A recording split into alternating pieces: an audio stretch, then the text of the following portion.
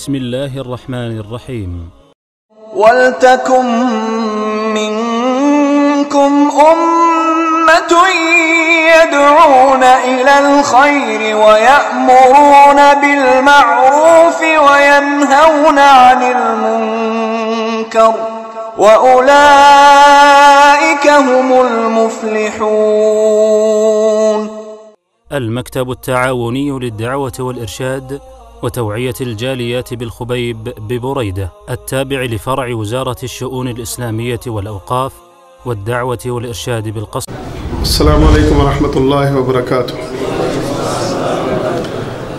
إن الحمد لله نحمده ونستعينه ونستغفره ونعوذ بالله من شرور أنفسنا ومن سيئات أعمالنا من يهده الله فلا مضل له ومن يضلل فلا هادي له وأشهد أن لا إله إلا الله وحده لا شريك له وأشهد أن محمدا عبده ورسوله. أما بعد فإن خير الحديث كتاب الله وخير الهدي هدي محمد صلى الله عليه وسلم وشر الأمور محدثاتها وكل محدثة بدعة وكل بدعة ضلالة وكل ضلالة في النار. اللهم صل على محمد وعلى آل محمد كما صليت على إبراهيم وعلى آل إبراهيم إنك حميد مجيد. اللهم بارك على محمد وعلى آل محمد كما باركت على إبراهيم وعلى آل إبراهيم إنك حميد مجيد. قال الله تبارك وتعالى في القرآن الحكيم: أعوذ بالله من الشيطان الرجيم ورضوان من الله أكبر ذلك هو الفوز العظيم.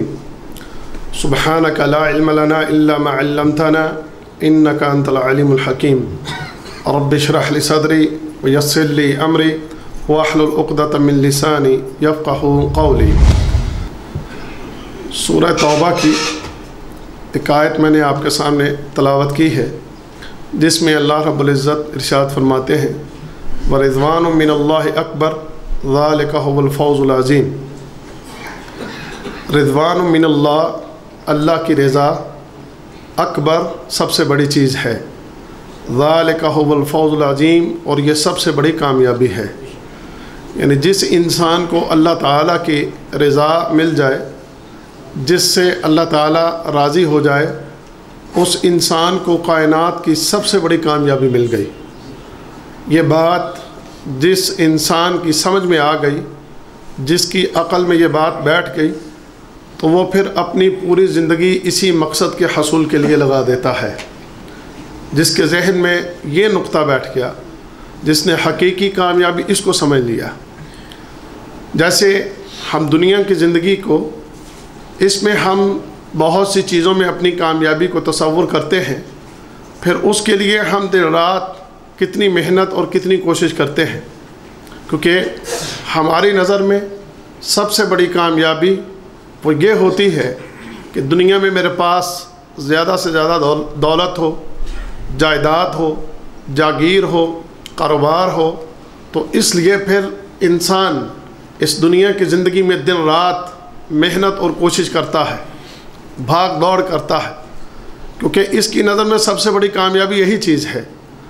اگر اس کے ذہن میں یہ بات بیٹھ جائے کہ سب سے بڑی کامیابی اللہ کی رضا ہے، تو پھر وہ اس رضا کے حصول کے لیے اللہ کی خوب عبادت کرے اور اس کی خوب اطاعت کرے. جیسا کہ نبیوں کی زندگی میں ہمیں یہ چیز ملتی ہے کہ تمام انبیاء، تمام نبی، تمام رسول اللہ کی رضا کے لیے، اللہ کی رضا کے حصول کے لیے وہ خوب محنت کرنے والے تھے، اور عبادات میں، اطاعت میں جلدی کرنے والے تھے. یعنی اس میں پیچھے رہنا یا دیر کرنا ان کا وتیرہ نہیں تھا. جس کام میں بھی ان کو یہ علم ہوتا کہ اس کام کی وجہ سے یا اس عمل کی وجہ سے ہمارا رب ہم سے راضی ہو جائے گا، تو وہ پھر اس کام کو کر گزرتے تھے.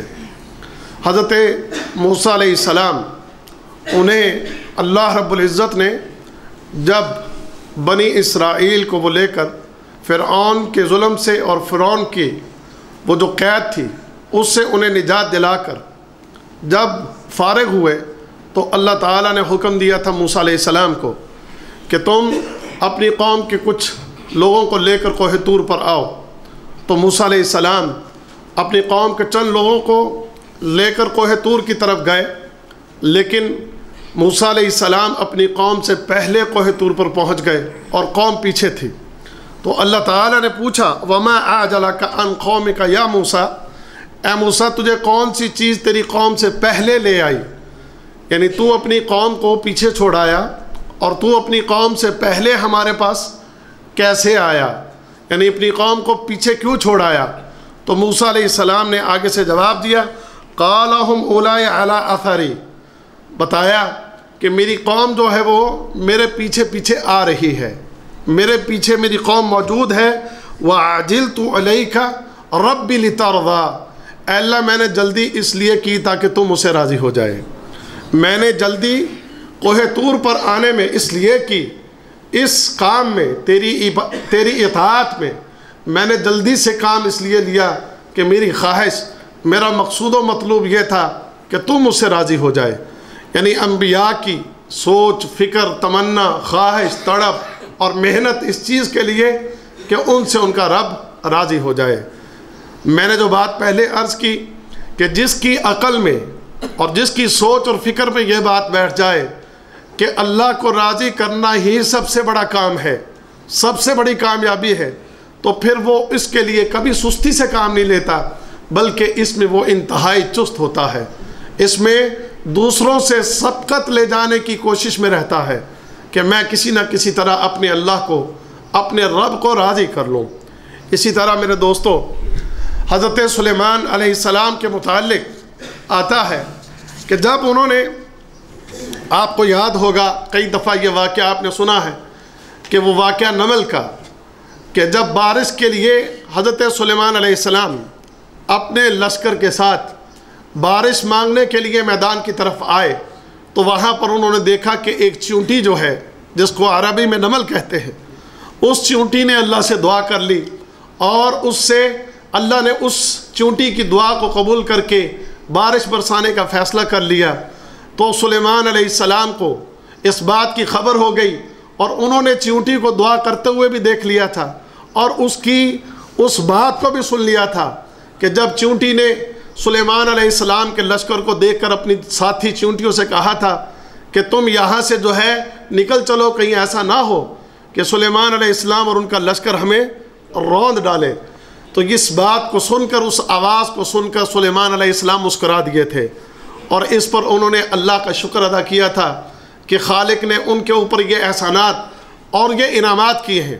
اللہ کا یہ احسان اور یہ انعام دیکھنے کے بعد اللہ سے دعا کرتے ہیں وقال رب، کہا سلیمان علیہ السلام نے کہ اے میرے رب اوزعنی ان اشکر نعمتک التی انعمت علی وعلی والدی، اے میرے رب مجھے توفیق عطا فرما کہ میں تیرا شکر ادا کروں، جس طرح شکر ادا کرنے کا حق ہے ویسے میں تیرا شکر ادا کروں اس انعام پر کہ جو تو نے مجھ پر کیا اور میرے والد پر جو تو نے انعام کیا ہے، میرے والدین پر جو تو نے انعام کیا ہے اس پر میں تیرا شکر ادا کروں، اس کی مجھے توفیق عطا فرما۔ وَأَنْ أَعْمَلَ صَالِحًا، اور مجھے نیک عمل کرنے کی توفیق عطا فرما، ایسا نیک عمل کرنے کی توفیق عطا فرما ترضاہ، کہ تم میرے اس عمل سے راضی ہو جائے۔ یعنی اس نعمت کو، اس انعام کو دیکھنے کے بعد وہ اللہ سے اس بات کی دعا کرتے ہیں کہ اللہ تیرے احسانات مجھ پر بہت زیادہ ہیں، مجھ پر، میرے والدین پر تیرے احسانات اور انعامات بہت ہیں، اس کے بدلے میں اب میں تجھ سے یہ سوال کرتا ہوں کہ مجھے توفیق دے کہ جس طرح شکر ادا کرنے کا تیرا حق ہے ویسے میں تیرا شکر ادا کروں، اور مجھے وہ عمل کرنے کی توفیق عطا فرما کہ جن اعمال کو دیکھ کر تو مجھ سے راضی ہو جائے گا۔ یعنی تمنا کس چیز کی پیدا ہوئی کہ مجھے وہ عمل کرنے کی توفیق دے کہ جس کے ذریعے تیری رضا حاصل ہو جائے۔ یعنی مطلوب و مقصود پھر وہی ہے کہ اللہ راضی ہو جائے، اللہ کو راضی کرنا ہی اصل ان کا مقصد تھا، اصل ان کی سوچ اور فکر میں یہی چیز تھی۔ اسی طرح ہمارے نبی محمد رسول اللہ صلی اللہ علیہ وسلم، ان کی بھی دن رات کی محنتیں اور کوششیں وہ اسی چیز کے لیے تھیں کہ ان کا رب ان سے راضی ہو جائے۔ اور اللہ تعالیٰ سے ایک دعا نبی کریم صلی اللہ علیہ وسلم کیا کرتے تھے، وہ دعا کیا کیا کرتے تھے؟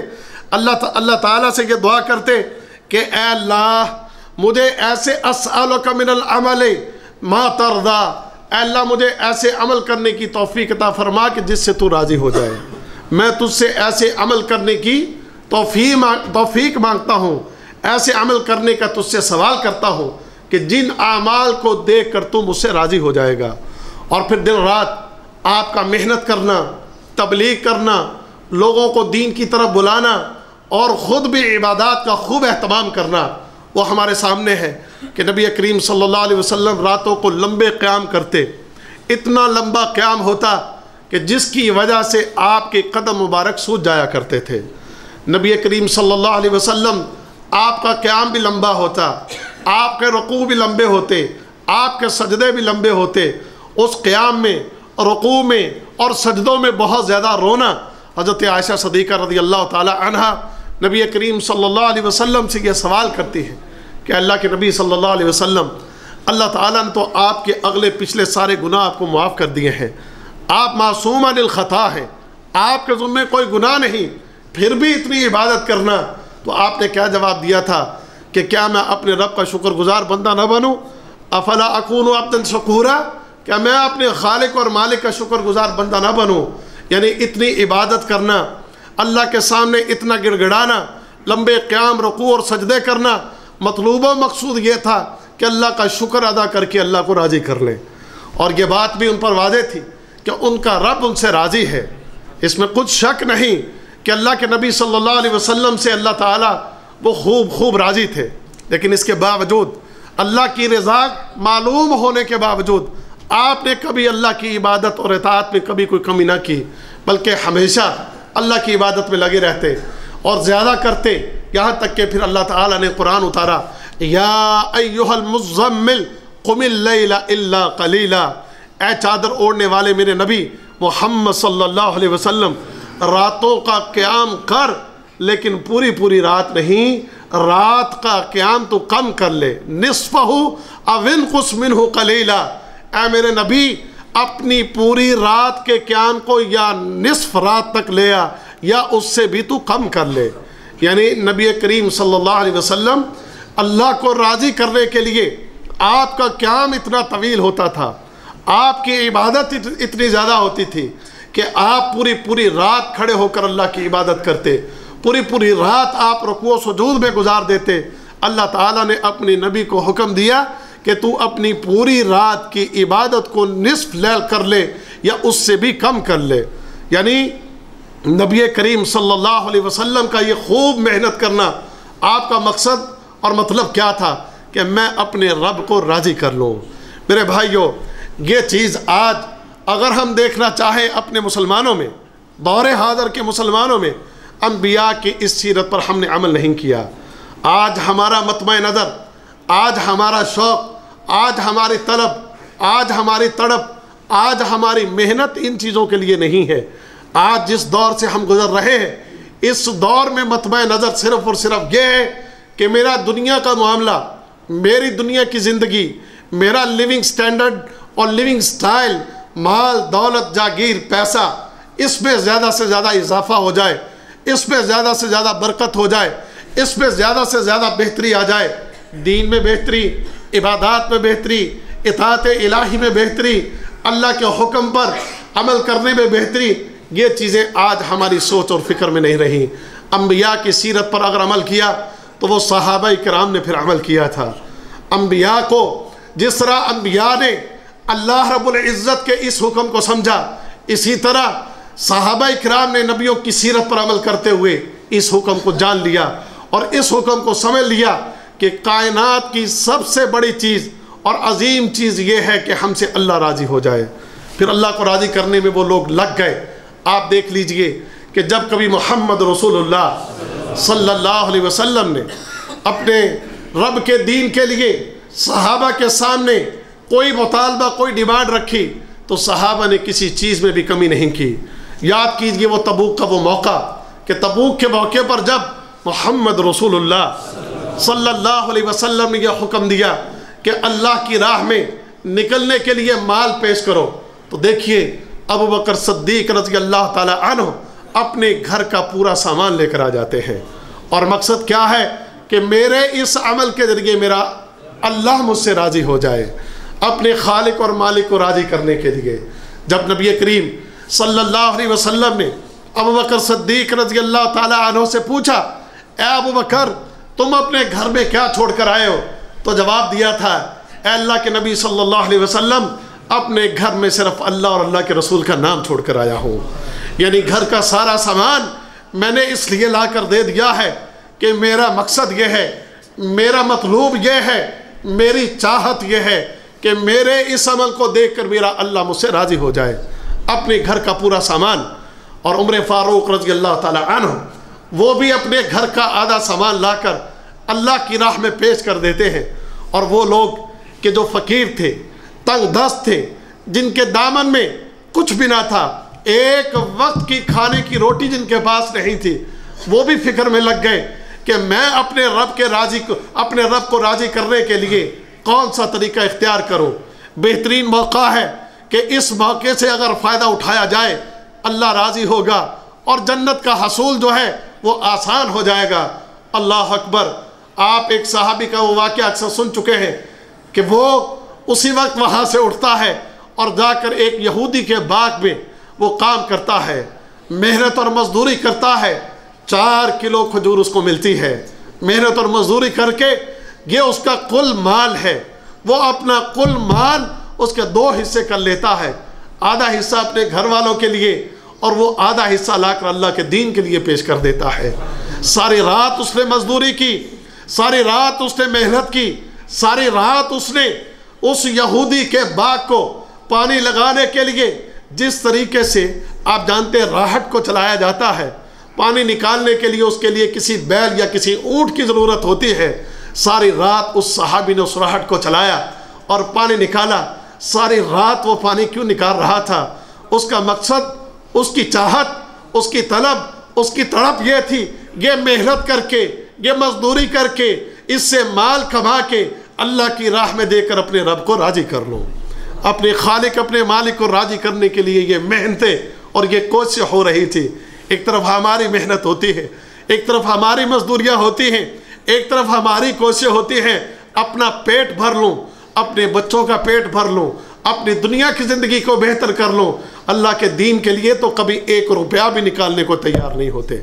اللہ کی راہ میں دینے کے لیے ہم کبھی 1 روپیہ بھی واللہ ہم تیار نہیں ہوتے۔ اور یہاں یہ کوششیں اور محنتیں کیوں ہو رہی ہیں کہ اللہ راضی ہو جائے، اللہ کی رضا کے لیے۔ اور پھر اس وقت کہ جب تبوک میں نکلنے کا حکم نبی کریم صلی اللہ علیہ وسلم نے صحابہ کرام کو دیا تھا، دوستو وہ وقت ایسا وقت تھا کہ فصلیں پک چکی تھی۔ ان کی یہاں کی سب سے بڑی فصل سعودی عرب میں ایک عرصہ ہو گیا آپ لوگوں کو رہتے ہوئے، آپ جانتے ہیں کہ ان کی سب سے اہم اور سب سے بڑی فصل کھجور کی فصل ہے۔ وہ وقت جب تبوک کے میدان میں نکلنا تھا تو وہ وقت کھجور کا وقت تھا کہ کھجوریں تیار ہو چکی تھیں اور گھر میں لانے کے لیے لوگ جو ہے تیاری کر رہے تھے، لیکن ادھر محمد رسول اللہ صلی اللہ علیہ وسلم نے حکم دے دیا کہ اللہ کے لیے، اللہ کی رضا کے لیے، اللہ کے دین کے لیے ہمیں میدانوں میں نکلنا ہے اور تبوک کی طرف جانا ہے۔ اپنی پکی ہوئی فصلوں کو چھوڑ کر، اپنے پکے ہوئے غلے کو چھوڑ کے، اپنے پکے ہوئے اس اناج کو چھوڑ کے صحابہ کرام کی جماعت اللہ کی راہ میں نکل جاتی ہے۔ جوتے نہیں تھے پہننے کو اور جسم ڈھانپنے کے لیے مناسب لباس بھی نہیں تھا اور پاس سواریاں بھی نہیں تھی۔ اس کے باوجود اور سخت گرمی تھی، سخت اگست کے مہینے میں آپ اور ہم جانتے ہیں کہ یہاں پر کیسی گرمی ہوتی ہے۔ اگست کے اس مہینے میں، اگست اور اسی طرح جون، جولائی، اگست، ستمبر، یہ سارے مہینے جو ہیں ہم جانتے ہیں کہ بڑے گرمی کا یہ موسم ہوتا ہے۔ اس موسم میں ننگے پاؤں نکلے، اس دھوپ میں ننگے پاؤں نکلے، اللہ کی رضا کے لیے نکلے، اللہ کے دین کے لیے نکلے۔ یہاں تک کہ حالت اور کیفیت یہ ہو گئی تھی کہ ایک کھجور 10 آدمیوں کے لیے ہوتی تھی۔ ایک کھجور 10 آدمی اس کھجور کا حصہ کرتے، 10 حصے کرتے، اور جب کھجوریں بھی ختم ہو گئی تھیں تو پھر گٹھلیاں پاس رہ گئی تھیں، ان گٹھلیوں کو چوستے تھے۔ اور پھر یہاں تک حالت پہنچ گئی کہ پینے کے لیے پانی نہیں تھا، پھر اونٹوں کو ذبح کر کے ان کی اوجڑیاں نکال کے ان کو نچوڑ کے وہ پانی پیا جانے لگا۔ اللہ اکبر! یہ سارے کے سارے کام کیوں ہو رہے تھے کہ یہ قربانیاں دے کے، یہ محنتیں کر کے، یہ کوششیں کر کے عرش والے رب کو ہم راضی کر لیں۔ یعنی مطلوب و مقصود کیا ہے؟ اللہ راضی ہو جائے، ہمارا خالق اور مالک راضی ہو جائے۔ بڑی مثالیں ہیں میرے دوستوں اور میرے عزیزوں صحابہ کی زندگی میں۔ اسی طرح ایک صحابی کا واقعہ، مصعب بن عمیر رضی اللہ تعالی عنہ، مکے کا شہزادہ تھا۔ مکے میں ایسا شہزادہ تھا کہ دن میں کئی جوڑے تبدیل کرتا تھا۔ دن میں کئی جوڑے، یعنی لباس ایک دن میں 4 5 دفعہ اپنے لباس کو تبدیل کرتا، اور خوشبو اتنی مہنگی لگاتا کہ مکہ میں اتنی مہنگی خوشبو لگانے والا کوئی نہیں تھا۔ اور جس مکہ کی گلی سے گزر جاتا تھا، مکہ والوں کو پتہ چلتا تھا کہ یہاں سے مصعب گزرا ہے۔ مصعب بن عمیر ہر دم خوشبو لگانے والا، بہترین لباس پہننے والا، انتہائی خوبصورت نوجوان کہ جس کے اوپر مکہ کی بہت سی عورتیں بھی مرتی تھیں۔ ایک حسین نوجوان، خوبصورت، بہترین پوشاک، خوشبو میں رہنے والا، جب اس کو اللہ کے دین کی سمجھ آ گئی، اس نے اسلام قبول کر لیا، کلمہ شہادت اس نے پڑھ لیا، دین اسلام قبول کر لیا۔ دین اسلام قبول کرنے کے بعد اب دل کی تمنا یہی بن گئی کہ اللہ راضی ہو جائے۔ اب اللہ کی رضا کے لیے، اپنے خالق اور اپنے مالک کو راضی کرنے کے لیے مصعب بن عمیر نے وہ قربانی دی کہ جس قربانی کے متعلق تصور بھی نہیں کیا جا سکتا تھا۔ اللہ اکبر! ماں جو تھی وہ کافرہ ہے، اس کو پتہ چلا کہ میرے بیٹے مصعب نے اسلام قبول کر لیا ہے۔ اس نے بلوایا اپنے بیٹے کو، مصعب کو، مصعب میں نے سنا ہے کہ تو نے ایک دوسرا دین جو ہے وہ اختیار کر لیا۔ تو مصعب بن عمیر رضی اللہ تعالی عنہ نے بتایا کہ ہاں میں نے اسلام قبول کر لیا ہے، میں مسلمان ہو گیا ہوں۔ تو مصعب کی والدہ کیا کہتی ہے؟ کہتی ہے کہ تم جانتے ہو یہ تمہارے جسم پر جو لباس ہے یہ کس کے مال سے ہے؟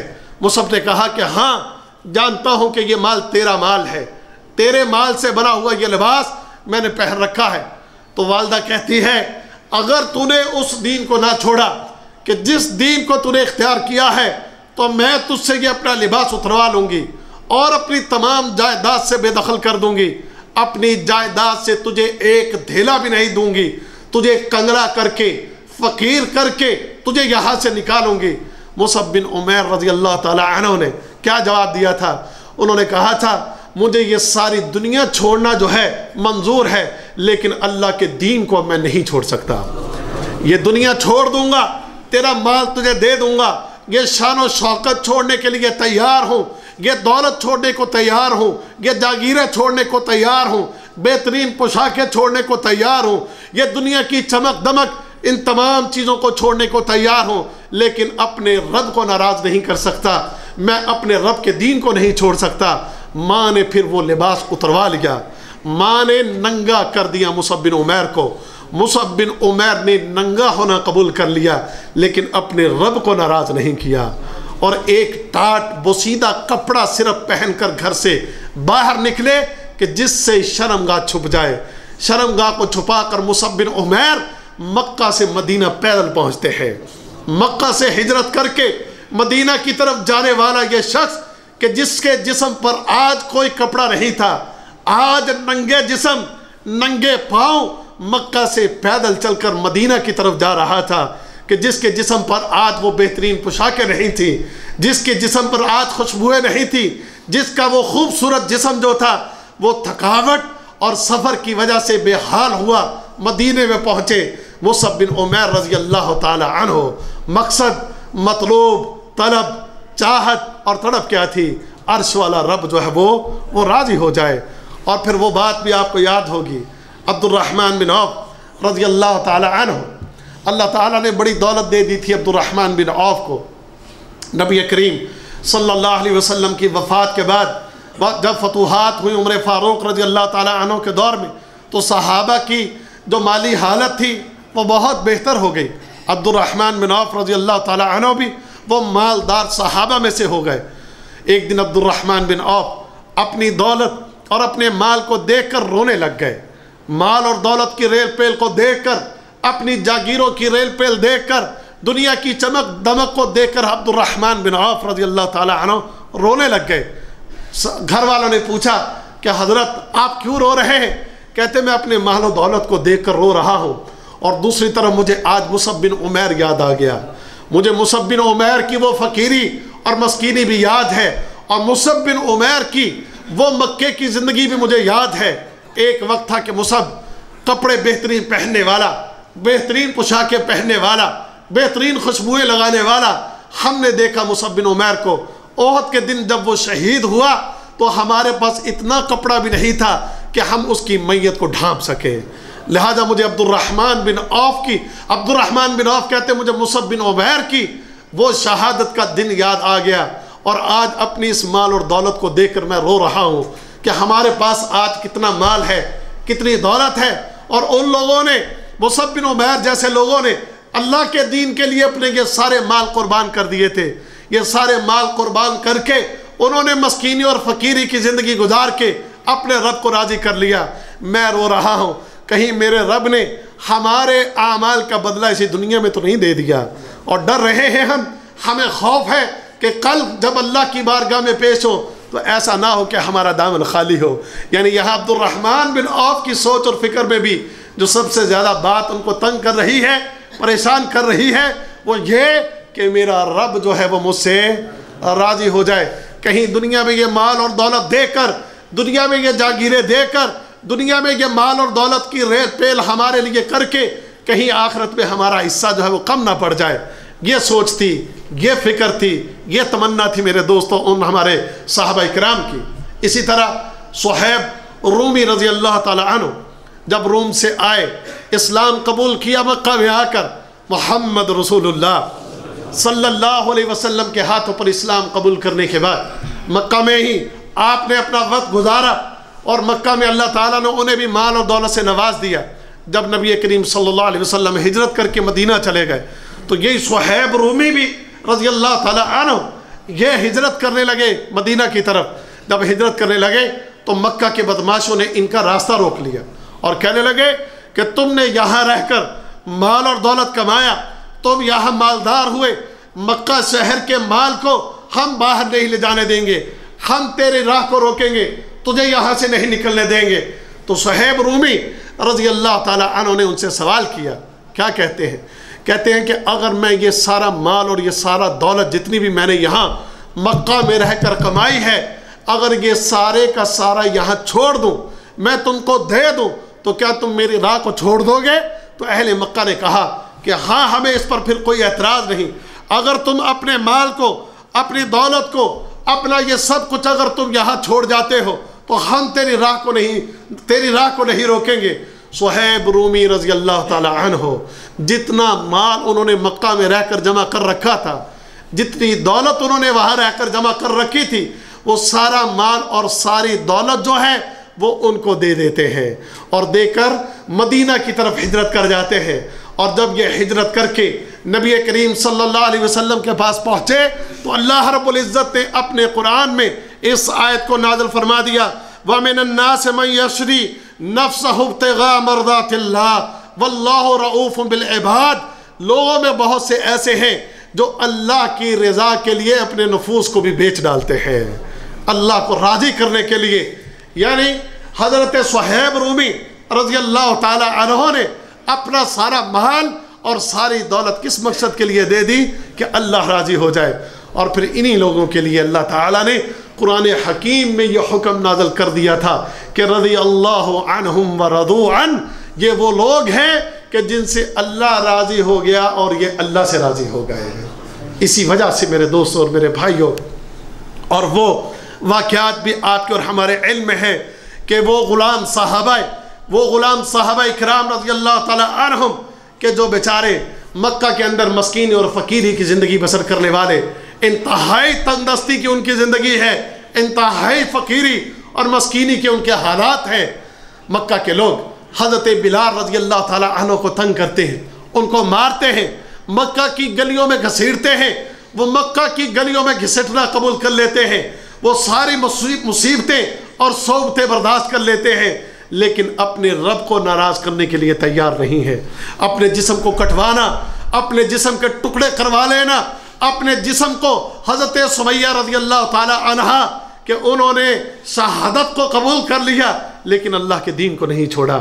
اپنے رب کی رضا کو پانے کے لیے اپنی جان کی قربانی ایک خاتون نے لگا دی, ایک عورت نے لگا دی.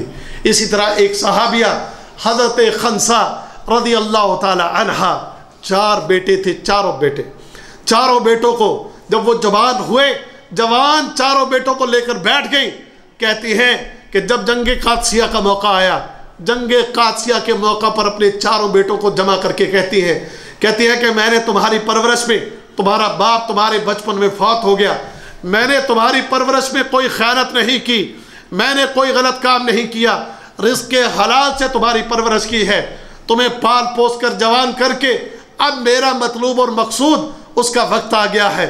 میں نے تمہیں جوان کیا اس مقصد کے لیے کہ تمہیں اللہ کی راہ میں پیش کر کے اپنے رب کو راضی کر لو.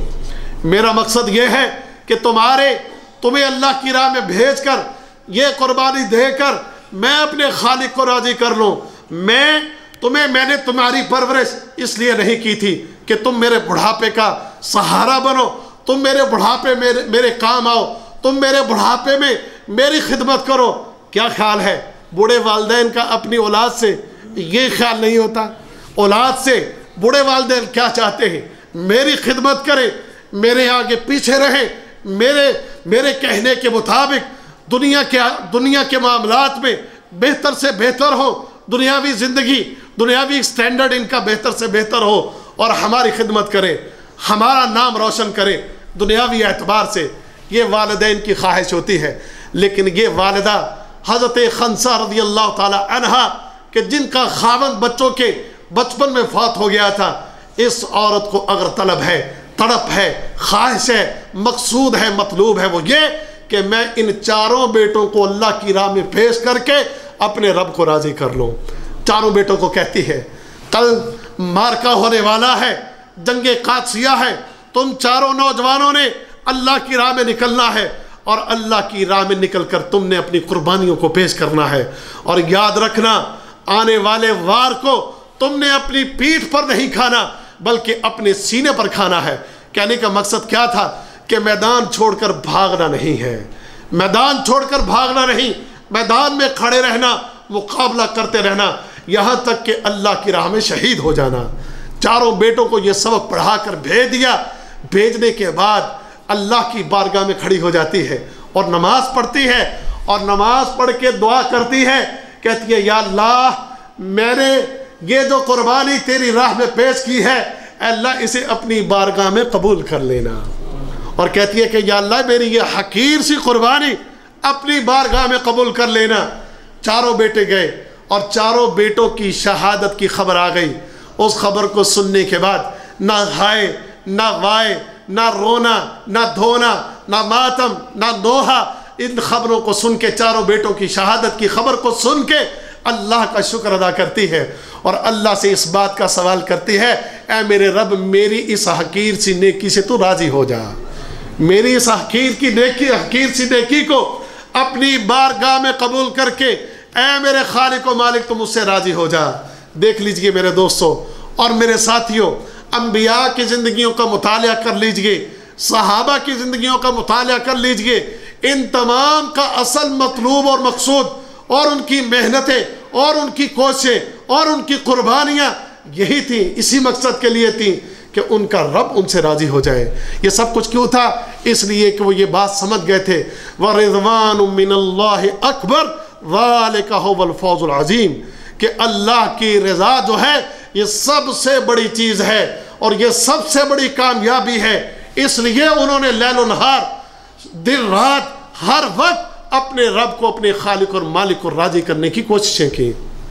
اور میرے دوست میرے ساتھیوں, آج اگر ہم اپنا محاسبہ بھی ساتھ ساتھ کر لیں تو ہمارا مطمع نظر آج یہ نہیں رہا, آج ہماری سوچ اور فکر یہ نہیں رہی. آج اس کے لیے ہم ایک دوسرے سے آگے نکلنے میں میرے بھائیوں ہم ذرا برابر بھی کوشش نہیں کرتے. یسارعون فی الخیرات کا جو معاملہ ہے آج ہمارے اندر نہیں ہے کہ ہم نیکیوں کے معاملات میں ایک دوسرے سے سبقت لے جانے کی کوشش کریں, نیک کاموں میں ایک دوسرے سے آگے بڑھنے کی کوشش کریں، اپنے رب کو راضی کرنے کے لیے ہم کوئی محنتیں کریں۔ آج یہ چیز ہمارے اندر نظر نہیں آتی۔ آج ہم 5 وقت کی نماز کو بھی باقاعدگی سے ادا کرنے کے لیے تیار نہیں ہے۔ ہمارے مسلمانوں کا ایک بہت بڑا طبقہ، واللہ دیکھے جا کر، میں ابھی اپنے ملک سے آیا، اکثریت نمازوں کا وقت ہے، نمازوں کے وقت میں لوگ اپنے کام کاج میں اسی طرح مشغول ہیں۔ اور سب سے بڑی بات، ابھی ہم راستے میں بھی آتے ہوئے بات کر رہے تھے، جمعے کی اذان ہو گئی، ساری دکانیں بند ہیں، سارے بازار بند ہیں، بازار یہاں سنسان پڑے ہیں، لیکن ہمارے ملکوں میں بازار اسی طرح سجے رہتے ہیں۔ جمعہ کی اذانیں ہو جاتی ہیں، جمعہ کا وقت ہو جاتا ہے، نمازوں کے وقت اسی طرح ہو گئے اور نمازوں کے وقت گزر گئے، جمعے کے وقت ہو گئے، جمعے کی اذانیں ہو گئی، خطبے ہو گئے، لیکن بازار سجے رہتے ہیں، ریڑیاں چلتی رہتی ہیں، بیچنے والے مال اپنے مال بیچتے رہتے ہیں، دکانیں کھولنے والے اپنے دکانیں اسی طرح کھولے رکھتے ہیں، تجارت کرنے والے اپنی تجارتیں ویسے ہی کرتے رہتے ہیں، اپنے کاروبار کرنے والے اپنے کاروبار اسی طرح کرتے رہتے ہیں۔ اللہ کے دین کی کوئی پرواہ نہیں، کوئی فکر نہیں۔ اگر فکر ہے تو اس پیٹ کی فکر ہے، اگر فکر ہے تو دنیا کی فکر ہے، اگر فکر ہے تو گھر والوں کو راضی کرنے کی فکر ہے، اگر فکر ہے تو اپنے نفس کو راضی کرنے کی فکر ہے، اپنے رب کو راضی کرنے کی فکر نہیں ہے۔ اور اس بات کا احساس، اس بات کا خیال میرے دوستوں مرنے کے بعد اس انسان کو ہوگا، جب اللہ کی بارگاہ میں پیش ہوں گے وہ لوگ کہ جنہوں نے دنیا میں اللہ کو راضی کرنے کی کوششیں کی، جنہوں نے دنیا میں محنتیں کی، خالق کائنات قیامت کے دن ان کوششیں کرنے والوں کو اپنے عرش کے سائے کے تلے جب جگہ دے گا اور ان کو نور کے ممبروں پر بیٹھائے گا اور جنت کے لباس پہنائے گا، ان کے سروں پر نور کے تاج سجائے گا اور ان سے محبت کا اظہار کرے گا، اس دن اس انسان کو اس بات کا احساس ہوگا کہ ہائے کاش میں نے دنیا میں اللہ کو راضی کرنے کے لیے محنتیں کی ہوتی، اللہ کو راضی کرنے کے لیے میں نے کوششیں کی ہوتی، میں اللہ کی عبادت کرتا، راتوں کو اٹھتا، راتوں کو اٹھ کر قیام کرتا، راتوں کو اٹھ کر عبادت کرتا، تہجد کی نماز پڑھتا اور فجر کی نماز با جماعت پڑھتا اور تمام کی تمام نمازوں کا اہتمام کرتا، کثرت سے اللہ کو یاد کرتا، اللہ کا ذکر کرتا۔ جب وہ قیامت کے دن ان لوگوں کو دیکھے گا کہ اللہ کی طرف سے ان پر اتنے انعامات ہو رہے ہیں، راتوں کو اٹھنے والے، قیام اللیل کرنے والے، تہجد کی نمازیں پڑھنے والے اور پھر فجر کی نمازیں با جماعت پڑھنے والے، اشراق کی نمازیں پڑھنے والے، دیگر نمازوں کا اہتمام کرنے والے، چلتے پھرتے اٹھتے بیٹھتے اللہ کا ذکر کرنے والے، اللہ کو کثرت سے یاد کرنے والے، قیامت کے دن اللہ بھی ان کو یاد رکھے گا۔ قیامت کے دن اللہ ان کے اوپر اپنی مہربانیاں کر رہا ہوگا، اپنے احسانات کر رہا ہوگا، پھر اس کے بعد جنت میں داخل کرے گا۔ جنت میں داخل کرنے کے بعد جنتیوں سے پوچھے گا، سوال کرے گا، اے اہل جنت مجھے بتاؤ کہ تمہارے پاس ابھی کسی چیز کی کوئی کمی ہے؟ سبحان اللہ، وہاں اب اللہ پوچھے گا میرے بندے اب بتا تجھے کیا چاہیے، مانگ اب تیرا کیا مطالبہ ہے، خواہش کر کے اب تو کیا چاہتا ہے، جو کہے گا، جو مانگے گا، جو تیرا نفس چاہے گا۔ وَلَكُمْ فِيهَا مَا تَشْتَهِي أَنفُسُكُمْ وَلَكُمْ فِيهَا مَا تَدَّعُونَ۔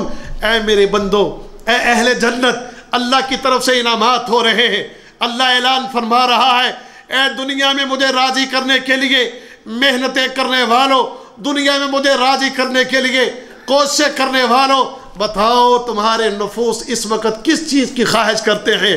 اس جنت میں اب وہ سب کچھ ہے جو تمہارے نفس چاہیں گے، جو تمہاری خواہش ہوگی، اور اس جنت میں اب تمہارے لیے وہ سب کچھ ہے جس چیز کا بھی تم سوال کرو گے میں تمہارا رب تم کو عطا کروں گا۔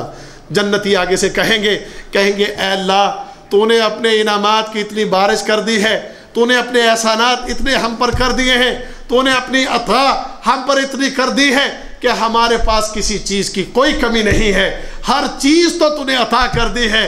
تو پھر اللہ رب العزت فرمائے گا اب ایک پھر اعلان میری طرف سے سنو، تم خوش ہو گئے، تمہیں ہر چیز مل گئی، جو تم نے مانگا اس سے بھی زیادہ تم کو اللہ رب العزت نے، میں نے تمہارے رب نے تم کو عطا کر دیا، آؤ اب میں تمہیں سب سے بڑی چیز تم کو دینے لگا ہوں۔ سب سے بڑی چیز وہ کیا ہے؟ سب سے بڑی چیز اللہ یہ اعلان کرے گا، ایک تو اللہ کا دیدار ہے اور دوسرا اللہ فرمائے گا جاؤ میں تم سے راضی ہو گیا، اب کبھی تم سے ناراض نہیں ہوں گا۔ یہ سب سے بڑی چیز ہوگی جنت کے اندر لوگوں کے لیے کہ اللہ تعالیٰ فرمائے گا کہ آج کے بعد میں تمہارا رب کبھی تم سے ناراض نہیں ہوں گا، میں تمہارا خالق و مالک تم سے راضی ہو گیا۔ اور اس وقت پھر ان لوگوں کو اس چیز کا احساس ہوگا کہ جو آج دنیا میں غفلت کی زندگی بسر کر رہے ہیں، جو آج اللہ کے دین سے غافل ہے، جو آج اللہ کی عبادت سے غافل ہے، جو آج اللہ کی اطاعت سے غافل ہیں، اس دن پھر ان کو احساس ہوگا اور پھر چیخ چیخ کر کہے گا یقول یا لیتنی قدمت لحیاتی، کہے گا کہ ہائے کاش میں نے اس زندگی کے لیے مرنے کے بعد کی اس زندگی کے لیے آگے کچھ بھیجا ہوتا، میں نے کچھ کوشش کی ہوتی، میں نے کچھ محنت کی ہوتی، ہائے کاش کہ اس زندگی کے لیے میں نے دنیا میں اللہ کی رضا کے لیے کوئی محنتیں کی ہوتی، کوئی اللہ کی عبادت کی ہوتی۔ آج اس بات کا احساس اس مسلمان کو نہیں ہو رہا، اس لیے موج ہے، مستیاں ہیں، رنگین زندگی ہے، دنیا کی چمک دمک میں کھویا ہوا ہے اور اللہ کی عبادتوں سے غافل ہے۔ میرے دوستو آج کے اس درس کا مقصد یہ ہے کہ اپنے آپ کے دل میں، اپنے دلوں میں، اپنے ذہنوں میں اس احساس کو بیدار کیجئے، ہوش کیجئے۔ اپنی زندگی کا سب سے بڑا مقصد یہ بنا لیجئے کہ ہم نے اپنے رب کو راضی کرنا ہے، اپنے خالق کو راضی کرنا ہے، اپنے مالک کو راضی کرنا ہے۔ اور ایک تجربے کی بات آپ کے سامنے رکھ دوں، غور سے سنیے واللہ، پوری توجہ سے، پورے دھیان سے سنیں۔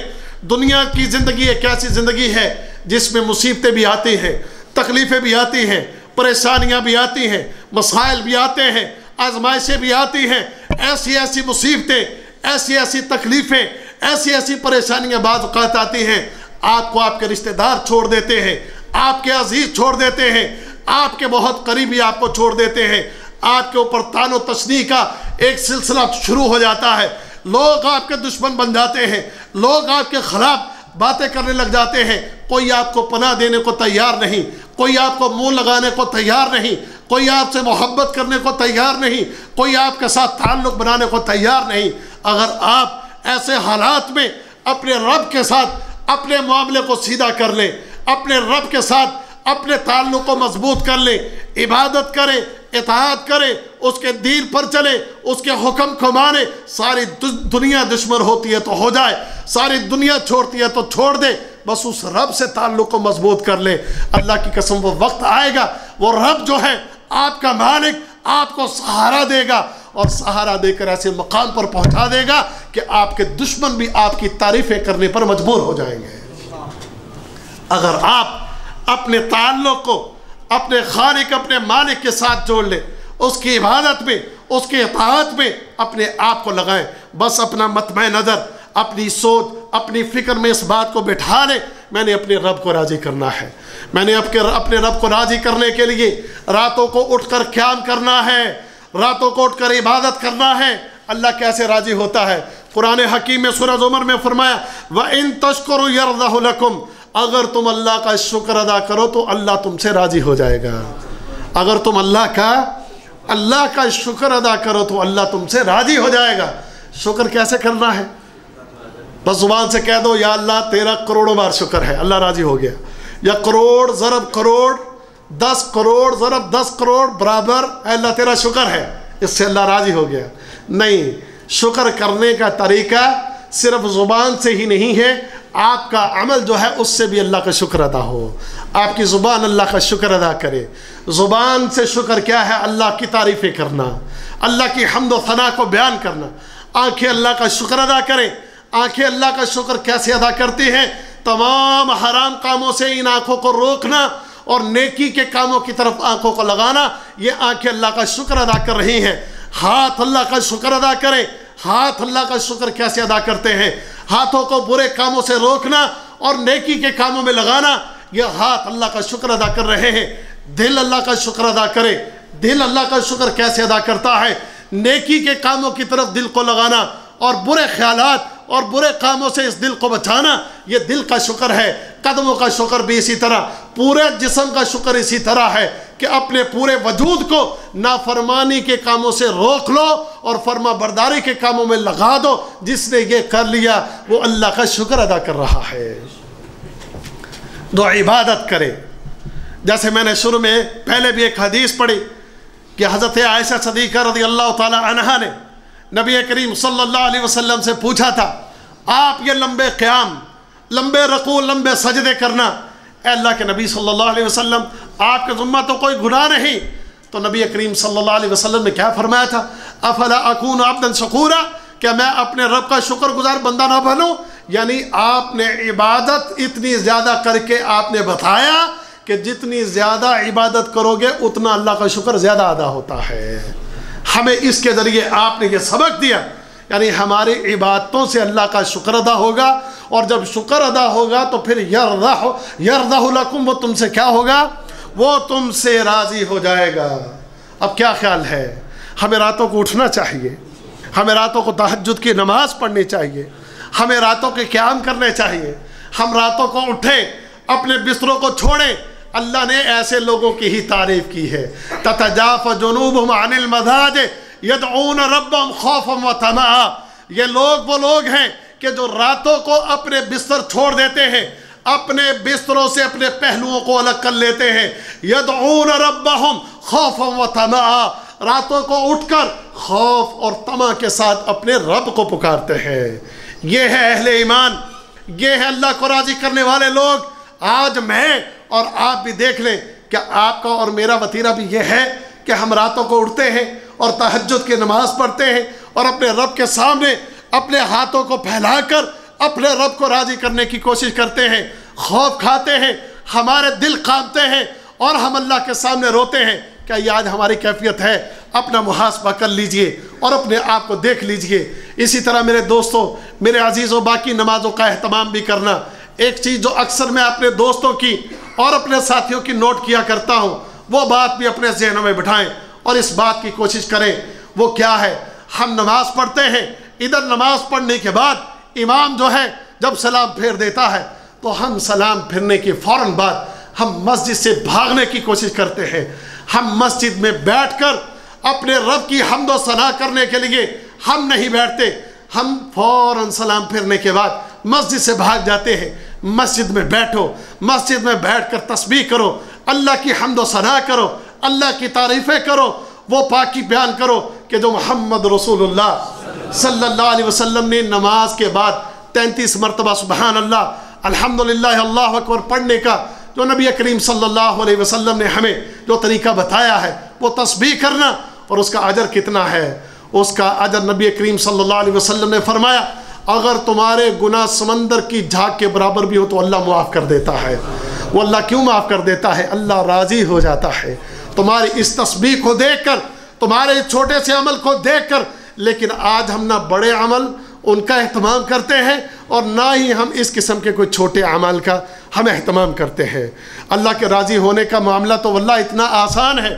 صحیح مسلم کی ایک روایت ہے، نبی کریم صلی اللہ علیہ وسلم فرمایا انسان کھانا کھاتا ہے، کھانا کھانے کے بعد ہر لقمہ اور لقمے کے بعد کہتا ہے الحمدللہ، ہر لقمہ کھاتا ہے کہتا ہے الحمدللہ، پانی کا گھونٹ پیتا ہے، پانی کا گھونٹ پی کر کہتا ہے الحمدللہ۔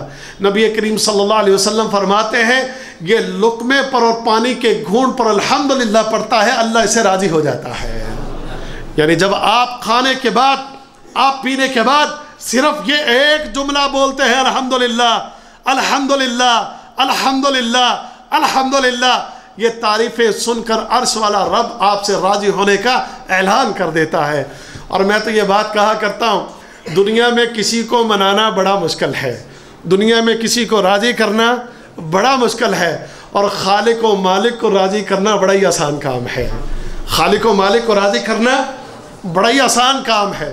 آپ نے ساری زندگی گناہوں میں بسر کی، آپ نے ساری زندگی اللہ کی نافرمانیوں میں بسر کی، آپ نے ساری زندگی اللہ کے دین سے دور رہ کر بسر کی، آپ نے بڑے بڑے جرم کیے، آپ نے کفر کیا، آپ نے شرک کیا، آپ نے قتل و غارت کی، آپ نے فساد کیے، لیکن ایک دن آیا آپ کے دل میں احساس پیدا ہوتا ہے کہ میں نے اپنی سابقہ زندگی جو ہے وہ ساری کی ساری تباہ کر لی، میں نے اپنی سابقہ زندگی کو گناہوں میں گزار کے اپنے رب کو ناراض کر لیا۔ اللہ اکبر، یہاں تک کہ اس بندے کے درمیان اور جہنم کے درمیان ایک بالشت کا فاصلہ رہ جاتا ہے۔ اس کے دل میں احساس پیدا ہوا، یہ اللہ کی بارگاہ میں جھک جاتا ہے، اللہ کے سامنے توبہ کرتا ہے، اللہ کے سامنے دعائیں کرتا ہے، تو خالق کائنات انہی لوگوں کے لیے اعلان کرتا ہے، قُلْ يَا عِبَادِيَ الَّذِينَ أَسْرَفُوا عَلَىٰ أَنفُسِهِمْ لَا تَقْنَطُوا مِنْ رَحْمَةِ اللَّهِ إِنَّ اللَّهَ يَغْفِرُ الذُّنُوبَ جَمِيعًا۔ اے میرے نبی صلی اللہ علیہ وسلم، قل آپ کہہ دیجئے یا عبادی، اللہ تعالیٰ اس جملے کے ساتھ خطاب فرما رہا ہے کہ اے میرے بندو، الذین اسرفوا علی انفسہم، وہ لوگ کہ جنہوں نے اپنی جانوں پر ظلم کیا، وہ لوگ کہ جنہوں نے بہت زیادہ گناہ کر لیے، جنہوں نے بہت زیادہ ظلم اپنی جانوں پر کر لیے، انہیں اللہ کہہ رہا ہے یا عبادی، یا عبادی، یعنی اللہ تعالیٰ ابھی بھی انہیں اپنے بندے کہہ کر پکار رہا ہے، اور کیا کہتا ہے؟ کہتا لا تقنطوا من رحمت اللہ، اللہ کی رحمت سے تم مایوس نہ ہو جاؤ، ان اللہ یغفر الذنوب جميعا، بے شک اللہ تو سارے گناہوں کو معاف کر دیتا ہے، سارے گناہوں کو بخش دے گا۔ اللہ اکبر، سبحان اللہ، گناہ گار ہے، جرم کیے ہوئے ہیں، برائیاں کی ہوئی ہیں، نافرمانیاں کی ہوئی ہیں، اللہ خود کہہ رہا ہے آؤ میرے بندوں میں تمہارے گناہوں کو معاف کرنے کے لیے تیار ہوں، یعنی اتنا تیار بیٹھا ہے وہ راضی ہونے کے لیے، اتنا تیار بیٹھا ہے وہ ہم سے راضی ہونے کے لیے۔ آپ کوئی کتنا بڑا بھی گنہگار، فاسق اور مجرم اللہ کی بارگاہ میں آ جائے، اس کے سامنے درخواست کرے، اللہ اس کے پچھلے سارے گناہوں کو معاف کر دے گا، وہ راضی ہو جاتا ہے۔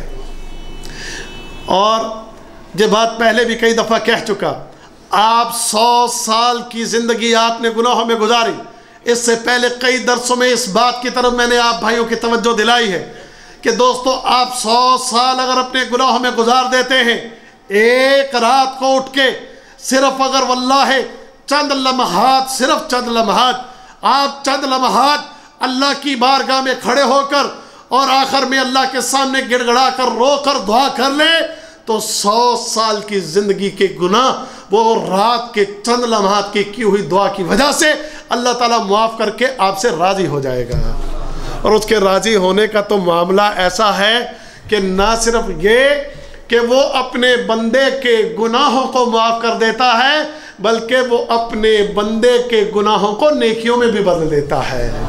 فَأُولَئِكَ يُبَدِّلُ اللَّهُ السَّيِّئَاتِ حَسَنَاتٍ، یہ لوگ جو اللہ سے توبہ کر لیں، وہ لوگ جو اللہ کے سامنے جھک جائیں، وہ لوگ جو اللہ کے سامنے اپنے گناہوں کی معافی مانگ لیں، وہ خالق و مالک ایسا راضی ہوگا، اس کی رضا کا اندازہ اس بات سے لگا لیجئے کہ نہ صرف وہ تمہارے گناہوں کو معاف کر دے گا، بلکہ وہ اعلان کرتا ہے کہ تمہارے گناہوں کو میں نیکیوں میں بدل دوں گا۔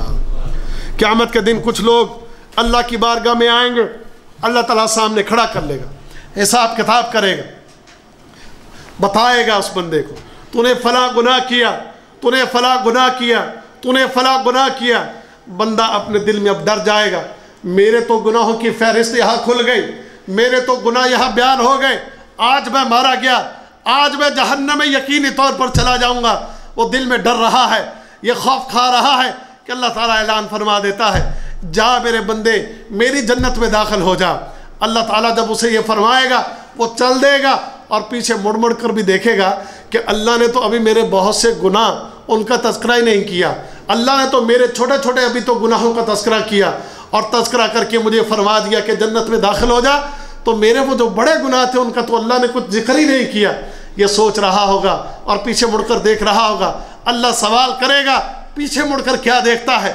کہے گا یا اللہ تو نے تو ابھی میرے چھوٹے گناہوں کا تذکرہ کیا ہے، بڑے گناہوں کا تو نے تذکرہ ہی نہیں کیا۔ نبی کریم صلی اللہ علیہ وسلم فرماتے ہیں اللہ مسکرا دے گا، اللہ تعالیٰ مسکرا دے گا اور مسکرا کر فرمائے گا میرے بندے جا، میں نے تیرے وہ گناہ معاف بھی کر دیے، اور نہ صرف معاف کر دیے بلکہ میں نے تیرے ان گناہوں کو نیکیوں میں بدل کے تجھے جنت میں داخل کر دیا ہے۔ اللہ کے راضی ہونے کا معاملہ بڑا آسان ہے۔ یہ سستیاں اور غفلتیں ہماری ہیں، یہ سستیاں اور غفلتیں ہماری ہیں۔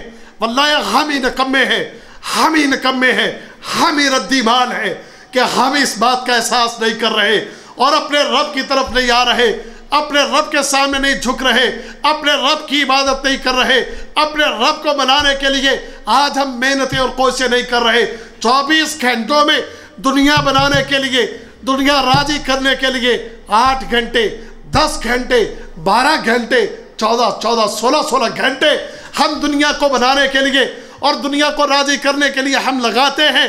اپنے رب کو راضی کرنے کے لیے 24 گھنٹوں میں نمازوں کے اوپر صرف 1.25 گھنٹہ لگتا ہے، ہم یہ 1.25 گھنٹہ لگانے کو تیار نہیں۔ رات کو اٹھ جاؤ تو اگر تم صرف آدھے گھنٹے کا قیام اللیل کر لو تو اللہ راضی ہونے کو تیار ہے۔ اگر تم 24 گھنٹوں میں 1 گھنٹہ لگا لو، 1.25 گھنٹہ اگر تم 5 نمازوں میں لگا لو، اللہ تم سے راضی ہونے کو تیار ہے۔ اگر تم ہر نماز کے بعد صرف 2 منٹ کی، 2.5 منٹ کی یا 3 منٹ کی یہ تسبیح کر لو، اللہ تم سے راضی ہونے کو تیار ہے۔ اگر تم رات کو آدھے گھنٹے کا قیام اللیل نہ کر سکو تو صرف 2 رکعت کا بھی اگر تم قیام اللیل کر لو تو اللہ اس سے بھی راضی ہونے کو تیار ہے، اللہ اس سے بھی راضی ہونے کو تیار ہے۔ اللہ کی رضا کا حصول واللہ نہایت ہی آسان ہے، لیکن ہم اپنے نکمے پن کی وجہ سے ان چیزوں سے بالکل غافل ہیں۔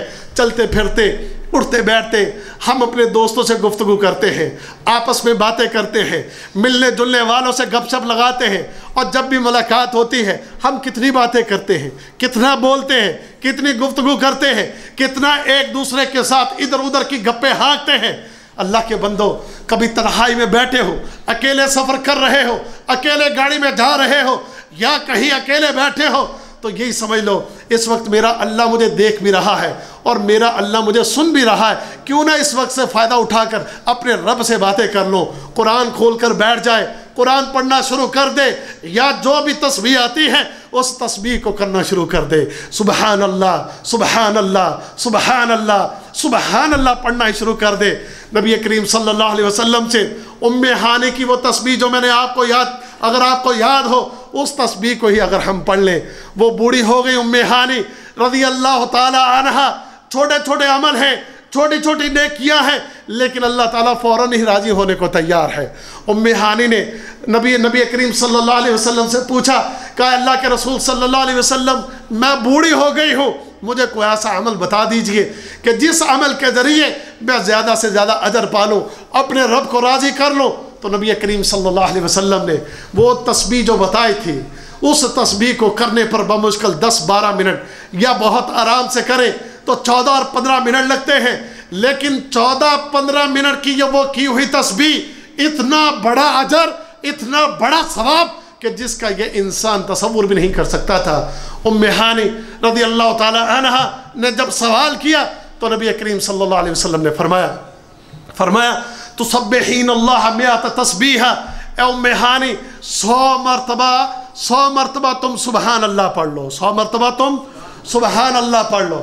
فرمایا اگر تم 100 دفعہ سبحان اللہ پڑھ لو گی ام ہانی، اللہ تمہیں اتنا اجر دے گا کہ اسماعیل علیہ السلام کی اولاد میں سے 100 غلام آزاد کرنے کا اجر اللہ تمہیں عطا فرما دے گا۔ 100 غلام آزاد کرنے کا اجر وہ اللہ تمہیں عطا فرما دے گا۔ 100 مرتبہ یاد بھی رکھے، 100 مرتبہ سبحان اللہ پڑھنا، اور اجر کتنا ہے؟ 100 غلام آزاد کرنا، اور غلام بھی اسماعیل علیہ السلام کی اولاد میں سے۔ اسماعیل علیہ السلام کی اولاد جو ہے وہ سید خاندان ہے، یہ بات بھی ذہن میں رکھے، یعنی بڑا اعلیٰ غلام ہے کہ جس کو آزاد کرنے کا ثواب، اور شریعت میں ایک غلام آزاد کرنے کا جو ثواب بیان ہوا ہے، نبی کریم صلی اللہ علیہ وسلم فرماتے ہیں ایک غلام آزاد کرنے کا ثواب یہ ہے کہ اس غلام کے ایک ایک عضو کے بدلے اللہ اس بندے کو جہنم کی آگ سے آزاد کر دے گا، اور جو 100 غلام کو آزاد کرنے کا ثواب پالے گا وہ جہنم کی آگ سے بچ جائے گا۔ اس کے بعد پھر فرمایا وَاحْمِدِ اللَّهَ 100 تحمیدًا، اے ام ہانی 100 مرتبہ تم الحمدللہ کہو۔ 100 مرتبہ تم الحمدللہ اگر کہتی ہو تو 100 مرتبہ الحمدللہ کہنے کی وجہ سے اللہ رب العزت تمہیں 100 گھوڑے اور 100 گھوڑوں پر 100 مجاہد بٹھانے اور پھر ان 100 مجاہدوں کو سامان فراہم کر کے اللہ کی راہ میں بھیجنے کا اجر عطا فرما دے گا۔ یہ کوئی چھوٹا سا ثواب نہیں ہے، ایک مجاہد کو اللہ کی راہ میں بھیجنے کا ثواب جنت ہے، اور یہاں 100 دفعہ الحمدللہ پڑھنے کا ثواب 100 مجاہدوں کو تیار کرنا، 100 گھوڑے دینا، 100 گھوڑوں کو تیار کر کے ان پر اللہ کی راہ میں لوگوں کو بھیجنا اور سامان دینا، اس کا اجر اور ثواب 100 دفعہ الحمدللہ پڑھنے کی وجہ سے اللہ عطا فرما دے گا۔ پھر فرمایا وَقَبِّرِ اللَّهَ مِئَةَ تَكْبِيرًا، اے ام ہانی تم نے 100 مرتبہ اللہ اکبر پڑھنا ہے۔ فرمایا اگر تم 100 دفعہ اللہ اکبر پڑھو گی تو اللہ تعالیٰ تمہیں 100 دفعہ اللہ اکبر پڑھنے کی وجہ سے 100 اونٹ جن کے قجاوے قص دیے گئے، فرمایا اللہ کی راہ میں صدقہ کرنے کا تجھے اجر عطا فرما دے گا۔ پھر فرمایا وَتُحَلِّلِ اللَّهَ مِئَةَ تَحْلِيلًا، اور تم نے 100 مرتبہ لا الہ الا اللہ پڑھنا۔ فرمایا اگر تم یہ پڑھ لو گی تو زمین و آسمان کے درمیان جتنا بھی خلا ہے، مشرق و مغرب سے لے کر شمال و جنوب سے لے کر زمین سے آسمان تک لے کر اتنا خلا ہے کہ واللہ آج تک اس کی پیمائش ماہر فلکیات، ماہر ماحولیات، یہ سارے آج تک اس کی پیمائش نہیں کر سکے، اتنا بڑا یہ خلا ہے۔ فرمایا اس سارے خلا کو بھر کے اللہ تجھے اجر عطا فرما دے گا 100 مرتبہ لا الہ الا اللہ پڑھنے سے۔ اور فرمایا جب تم یہ عمل لے کر اللہ کی بارگاہ میں اگر لے کر آؤ گی، یہ عمل اتنا بڑا ہوگا کہ اس عمل کے برابر کوئی اور عمل نہیں ہوگا۔ یعنی قیامت کے دن سب سے بڑا عمل اگر کسی کا ہوگا تو وہ یہ عمل ہوگا۔ تو لہذا دیکھ لیجئے اس کو کرنے پر کتنا ٹائم لگتا ہے۔ یقین جانیے اگر آپ آرام کے ساتھ اس تسبیح کو کریں تو اس تسبیح کو کرنے پر 12 سے 15 منٹ لگتے ہیں، صرف 12 سے 15 منٹ۔ کئی دفعہ کیلکولیٹ کر کے دیکھا کہ سبحان اللہ پڑھنے پر 2.5 منٹ یا کبھی 3 منٹ، الحمدللہ پڑھنے پر 3 منٹ، کتنے ہو گئے 6، اللہ اکبر پڑھنے پر 3 منٹ، کتنے ہو گئے 9، لا الہ الا اللہ پڑھنے پر 4 منٹ، 9 اور 4 13 منٹ۔ 13 منٹ کی تسبیح کر کے اجر دیکھ لیں بندہ کتنا زیادہ پا لیتا ہے، اتنا عظیم ترین ثواب، اتنا بڑا اجر۔ میرے دوستو یہ چند الفاظ کہنے کی وجہ سے، یہ چند کلمات کہنے کی وجہ سے کہنا یہ چاہتا ہوں کہ تمہارا رب ایسا رب ہے، تم سے ایسی محبت کرنے والا کہ تمہارے چھوٹے چھوٹے عمل کی وجہ سے ہی راضی ہو کر تمہیں اتنے ثواب عطا فرما دیتا ہے۔ اور یہ راضی ہے تو تبھی تو اتنے انعامات دے رہا ہے۔ یعنی اس کو راضی کرنا کوئی اتنا زیادہ مشکل کام نہیں ہے، کوئی 24 گھنٹے لگانا نہیں ہے۔ ہمارے دین میں، ہماری شریعت میں اللہ کو راضی کرنے کے لیے یہ نہیں ہے کہ کسی کنویں کے اندر تم کچے دھاگے کے ساتھ الٹے لٹک جاؤ۔ اللہ نے راضی ہونے کے لیے تمہارے لیے ایسی کوئی شرطیں نہیں رکھی۔ اللہ نے کوئی تمہارے لیے یہ شرطیں نہیں رکھی کہ تم جا کر جنگلوں میں ڈیرے ڈال لو اور دنیا سے کٹ کر الگ تھلگ ہو جاؤ تو تب تم سے راضی ہوں گا، ایسی کوئی شرط نہیں رکھی۔ اس نے کوئی ایسی شرط نہیں رکھی کہ تم بالکل کھانا پینا چھوڑ دو، پہننا چھوڑ دو تب تم سے راضی ہوں گا، اس نے ایسی کوئی شرط نہیں رکھی۔ اس نے کوئی ایسا مشکل کام نہیں رکھا کہ جس مشکل کام کو کرنا اس انسان کے لیے جو ہے ناممکن ہو۔ لا یکلف اللہ نفسا الا وسعها، اللہ نے کسی نفس پر اس کی طاقت سے زیادہ بوجھ نہیں ڈالا، اتنا ہی بوجھ ڈالا ہے کہ جتنا یہ انسان اس بوجھ کو برداشت کر سکتا ہے، اس بوجھ کو اٹھا سکتا ہے، اتنا ہی بوجھ اللہ تعالیٰ نے ڈالا ہے۔ اللہ نے زیادہ بوجھ اس پر نہیں ڈالا۔ اس کا مطلب ہے کہ ہم وہ کام سارے کر سکتے ہیں جو کام کرنے کے لیے اللہ تعالیٰ نے ہمیں حکم دیا ہے۔ اب وہی کام صرف اتنے سے اگر ہم کر لیں تو ہمارا رب یقیناً ہم سے راضی ہو جائے گا، یقیناً ہم سے خوش ہو جائے گا۔ تو میرے دوستوں اور میرے ساتھیوں، میرے عزیزوں، ہمیں چاہیے کہ ہم اپنے رب کو راضی کرنے کے لیے خوب محنت کریں، خوب کوشش کریں۔ آپ اپنے اس عمل میں جتنا کوشش کریں گے، جتنی محنت کریں گے اور جتنا خلوص ہوگا، اللہ اتنا ہی زیادہ راضی ہو جائے گا۔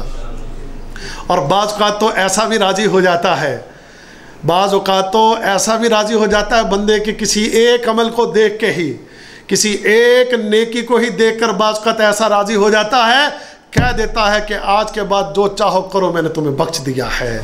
جیسے وہ بدر والوں کا واقعہ ہے، اہل بدر 313 جب 1000 کے سامنے میدان میں آئے، نبی کریم صلی اللہ علیہ وسلم نے ان 313 سے کہا، فرمایا کہ دیکھو تمہارے سامنے دشمن طاقتور ہے، ان کے پاس جو ہے طاقت ہے، قوت ہے، عدد ہے، اور ہم کمزور ہیں۔ اگر تم میں سے کوئی میرا ساتھ چھوڑ کر جانا چاہے تو جا سکتا ہے، اگر کوئی پیچھے ہٹنا چاہے تو وہ ہٹ سکتا ہے، کیونکہ آج ہمارے پاس جو ہے نہ اتنا اسلحہ ہے، نہ مقابلے کے لیے وہ عدد ہے، نہ ہمارے پاس وہ طاقت اور قوت ہے، لیکن یہ سامنے جو لشکر کھڑا ہے وہ طاقتور اور قوت والے ہیں، ان کے ساتھ مقابلہ اتنا آسان نہیں، اگر تم چاہو تو میرا ساتھ چھوڑ کر جا سکتے ہو۔ لیکن انہوں نے کہا تھا ہماری جان بھی حاضر ہے، ہمارا مال بھی حاضر ہے، ہم اللہ کی راہ میں اپنی جانیں قربان کر دیں گے، لیکن اللہ کے دین سے پیچھے نہ ہٹیں گے، اللہ کو راضی کرنے کے لیے ہم اس میدان میں مقابلہ کریں گے۔ تو جب وہ بدر والے میدان میں اترے، مقابلہ ہوا، اللہ نے کامیابی دی۔ نبی کریم صلی اللہ علیہ وسلم فرماتے ہیں اللہ تعالیٰ نے آسمان دنیا سے ان 313 کی طرف خصوصی نظر فرما کر فرمایا تھا، خصوصی نظر دے کر ان کی طرف، خصوصی دھیان دے کر ان کی طرف فرمایا، جاؤ بدر والو، آج کے بعد اگر تم کوئی نیکی نہ بھی کرو تو میں نے تمہارے رب نے تم کو بخش دیا ہے، میں نے تم کو جنت میں داخل کر دیا ہے۔ یعنی بعض اوقات خلوص سے کیا ہوا عمل، میرے دل میں یہ خواہش ہو کہ میں اپنے رب کو راضی کرنا چاہتا ہوں، اپنے رب کو راضی کرنے کے لیے عبادات کا اہتمام کرنا، راتوں کا قیام کرنا، قرآن کی تلاوت کرنا، تسبیح و تحمید کرنا، کہیں مال خرچ کرنے کا موقع ہے تو مال خرچ کرنا، کہیں اللہ کی راہ میں جان دینے کا موقع ہے، اللہ کی راہ میں جان دینا، اللہ کے دین کے لیے جس چیز کی ضرورت ہو اس چیز کو پیش کر دینا، اور خواہش یہ ہو، نظریہ یہ ہو، اللہ میں صرف اور صرف اگر چاہتا ہوں تو تیری جزا، تیری طرف سے بدلہ چاہتا ہوں، تجھ کو راضی کرنا چاہتا ہوں۔ جیسے اللہ نے ایسے لوگوں کی تعریف کی، انما نطعمکم لوجہ اللہ لا نرید منکم جزاء ولا شکورا، ہم تو لوگوں کو کھانا اس لیے کھلاتے ہیں، ہم تو لوگوں پر صدقہ صرف اس لیے کرتے ہیں کہ اللہ راضی ہو جائے، ہم لوگوں سے کوئی بدلہ نہیں چاہتے۔ یعنی خالصتاً ہمارا عمل جو ہے وہ کس کے لیے ہے؟ وہ اللہ کی رضا کے لیے۔ ایسے ہی لوگوں کے لیے اللہ فرماتا ہے، فرمایا الذی یؤتی مالہ یتزکی وما لأحد عنده من نعمت تجزی الا ابتغاء وجہ ربہ الاعلی، فرمایا وہ شخص کہ جو اللہ کی راہ میں مال خرچ کرتا ہے، اپنے مال کو پاک کرنے کے لیے زکوٰۃ دیتا ہے، اس کے اوپر کسی کا احسان نہیں ہے کہ جو اس کے احسان کا بدلہ دینے کے لیے خرچ کرے، وہ صرف اور صرف ایک بات کی خواہش رکھتا ہے۔ وہ کس بات کی خواہش رکھتا ہے؟ وہ اس بات کی کہ اللہ راضی ہو جائے۔ اللہ پتہ ہے پھر ان کے لیے کیا اعلان کرتا ہے؟ وَلَسَوْفَ يَرْضَىٰ، جو یہ کام کرتا ہے اس نیت سے، اس ارادے سے کرتا ہے، اللہ فرماتا ہے ان قریب اللہ ایسے بندے سے راضی ہو جائے گا۔ لہذا میرے دوستوں اور میرے بھائیوں، اپنے رب کو راضی کرنے کے لیے ہمیں بھی کوشش کرنا چاہیے، ہمیں بھی محنتیں کرنا چاہیے، اپنے رب کو منانے کے لیے، اپنے رب کو راضی کرنے کے لیے۔ ہم عبادات میں سستی سے کام نہ لیں، بلکہ عبادات میں ہم محنت اور کوشش کریں۔ جو عبادتیں ہم سے چھوٹ رہی ہیں ان عبادتوں کو چھوڑنا بند کر دیجئے، ان عبادات کا اہتمام کیجئے۔ عہد کیجئے ہم راتوں کو اٹھیں گے، عہد کیجئے ہم 5 وقت کی نماز کا اہتمام کریں گے، عہد کیجئے نمازوں کے بعد ہم تسبیح و تحمید کریں گے، عہد کیجئے کہ ہم قرآن حکیم کی تلاوت کریں گے، عہد کیجئے ہم اللہ کی راہ میں اپنے مال کو خرچ کریں گے، عہد کیجئے اس بات کی ہم اٹھتے بیٹھتے چلتے پھرتے اپنے رب کی تسبیح کریں گے، عہد کیجئے کہ کبھی اللہ کو ہمارے مال کی، ہماری جان کی ضرورت آئی تو ہم اپنے رب کے لیے مال بھی پیش کریں گے، اپنی جانیں بھی پیش کریں گے، اور اپنے رب کو راضی کرنے کے لیے ہم سے جو ہو سکا ہم وہ ضرور کریں گے۔ آخری بات میرے بھائیو، قرآن حکیم میں اللہ رب العزت نے فرمایا فَإِنَّ اللَّهَ لَا يَرْضَىٰ عَنِ الْقَوْمِ الْفَاسِقِينَ، اللہ تعالیٰ فاسق قوم سے ہرگز راضی نہیں ہوتا۔ اللہ تعالیٰ فاسقوں سے راضی نہیں ہوتا۔ فاسق کون ہوتا ہے؟ یہ آخری بات ہے، غور سے سنیں۔ فاسق کون ہے؟ فاسق فسق سے، فسق و فجور آپ پڑھتے ہیں، اس کا معنی ایک گناہ جس سے اللہ نے روک دیا، اللہ نے منع کر دیا، لیکن انسان اس گناہ کو بار بار کرے، اس گناہ کو نہ چھوڑے۔ جس کو گناہوں کی عادت ہو، معلوم پڑ جائے یہ عمل گناہ ہے، یہ جرم ہے، اللہ اس سے ناراض ہوتا ہے۔ اللہ کے نبی صلی اللہ علیہ وسلم اس سے ناراض ہوئے ہیں، اللہ اور اللہ کا رسول صلی اللہ علیہ وسلم انہوں نے ہمیں اس کام سے روکا اور منع کیا۔ ہم اگر میرے دوستوں اور بھائیوں اس کام کو کرے تو یہ فسق ہے، ایسا کام کرنے والا فاسق کہلاتا ہے، ایسا کام کرنے والا فاسق کہلاتا ہے۔ آج ہم مسلمان اپنے گرے باروں میں جھانک لیں، اپنے اپنے عمل کو دیکھ لیں، کتنے ایسے جرم ہیں، کتنے ایسے کام ہیں کہ جن سے ہمیں اللہ اور اللہ کے رسول نے منع کیا اور روکا ہے، لیکن آج ہم مسلمان وہ کام کر رہے ہیں۔ آج ہم مسلمان، کیا مرد کیا خواتین، مردوں میں بھی خواتین میں بھی آج یہ احساس ختم ہو چکا، احساس گناہ ختم ہو گیا۔ فسق و فجور میں ڈوبا ہوا معاشرہ، فسق و فجور میں ڈوبا ہوا معاشرہ، اتنا فسق ہے، اتنی نافرمانی ہے، اتنی نافرمانی کہ آج اس بات کا احساس نہیں کہ اس گناہ پر اللہ کی طرف سے عذاب آ سکتا ہے، اللہ کی طرف سے پکڑا سکتی ہے، اللہ کی طرف سے عذاب الہی کا شکار ہو سکتے ہیں، کل قیامت کے دن عذاب میں مبتلا ہو سکتے ہیں، جہنم میں جا سکتے ہیں۔ آج یہ احساس ختم ہو گئے۔